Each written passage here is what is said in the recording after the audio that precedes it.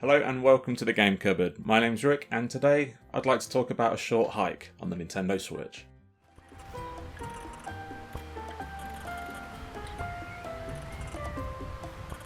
A Short Hike was created by Canadian developer Adam Robinson Yu, aka Adam Grieu. I hope I said that right. You play as Claire, a young bird who I spent far too long thinking was a penguin, who is visiting Hawke Peak Provincial Park with her Aunt May, who works there as a ranger. She's waiting for a phone call, but being in the middle of nowhere, she can't get a signal. Her aunt suggests she might be able to get one at the top of Hawke Peak, the highest point of the park, and so Claire begins her journey. Along the way, she meets other campers and hikers and spends the day helping out who she can as she makes her way to the peak. It's a simple and sweet story that acts as the emotional driving force for the adventure, but it never gets in the way. A Short Hike is an open world adventure, a very short, condensed open world adventure, but it is what it is all the same. You are free to go absolutely anywhere, pretty much from the word go, and can run, glide, climb or swim anywhere you can see, with the same amount of freedom offered in games like Breath of the Wild. There are multiple trails to explore that generally lead you to points of interest, but it's possible to wander away from the path and discover a plethora of secrets and surprises. For such a small world, there is a surprising amount of things to find, and you are constantly rewarded for exploring. Claire's objective is simple: climb to the highest point of the peak. But to do that, she'll need to collect gold feathers. Gold feathers act as Claire's stamina, with actions like double jumping, sprinting and climbing using up feathers. Once any feathers have been used, resting for a moment will allow them to recharge. Gold feathers are found all throughout the park, in treasure chests, as quest rewards, and a few other places.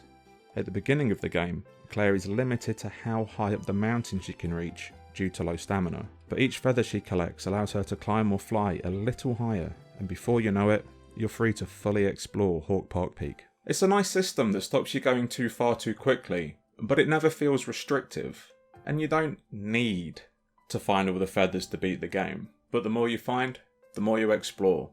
So backtracking to collect that feather that you couldn't reach earlier never feels like a waste of time. A Short Hike manages to cram a lot into such a small package. Behave. There are other hikers and park residents to talk to on your way to the peak, many of whom have short tasks for Claire to complete. There are an abundance of treasure chests to find, containing coins, gold feathers, and a few other secrets, and several mini-games and distractions, including everyone's favourite adventure game staple, fishing.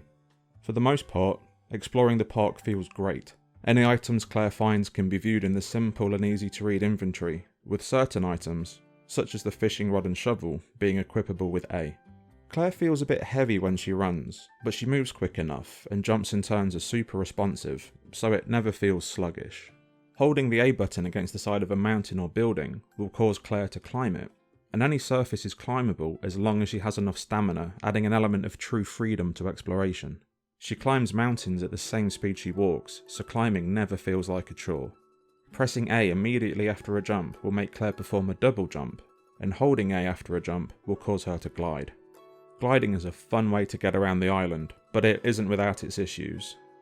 Releasing the analog stick will cause Claire to dive bomb, and pulling up will cause her to level out and glide at an increased speed. But in order to level out, you have to push the analog stick in the direction she's flying instead of away from. When flying in games, I'm used to pulling back to pull up, so this feels completely unnatural to me, and I crashed into the floor far more than I should have because of it.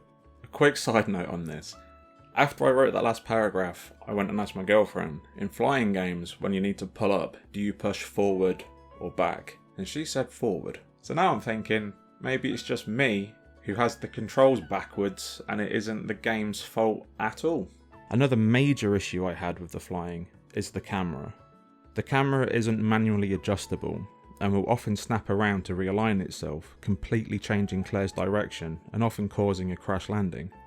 It isn't much of an issue on the ground, though it is noticeable at times, but when flying, especially once you've picked up speed after a dive bomb, it's possible to lose her off screen completely, the same way you lose Sonic the Hedgehog in that one part of Green Hill Zone. I'm old. I've got old references. Also at one part you can whip around in a speedboat and it controls like absolute trash and I hate it. Visually, A Short Hike reminds me of PlayStation 1 era games, like Brave Fencer Musashi or the Nintendo DS Legend of Zelda games. And at first, the visuals did not work for me at all.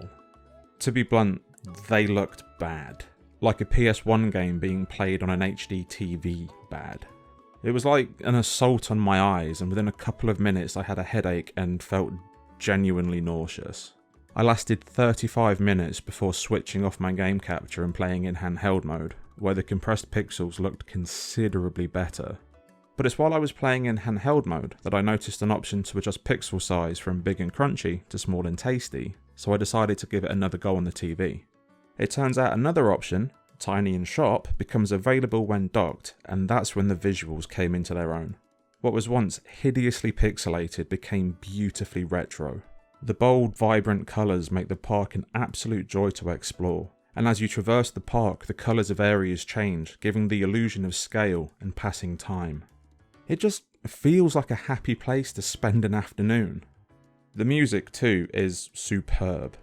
Composer Mike Sparling has done a wonderful job of conveying the feeling of each area Claire visits, and the music shifts dynamically as she travels from place to place. Each track feels happy, but with an underlying sadness that perfectly reflects how Claire is feeling emotionally. It brings everything together nicely, like a rug. It really tied the room together. Other than my problem with the graphics at the beginning of my playthrough, and the out of control camera that I've already mentioned, I honestly can't think of anything else wrong with A Short Hike.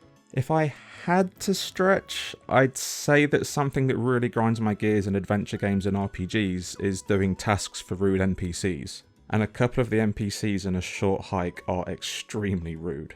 But that isn't a problem with the game or the mechanics, it's a problem I have with the kid who wants me to collect seashells. I hate that kid so much. The first time I played through A Short Hike, I honestly didn't like it that much.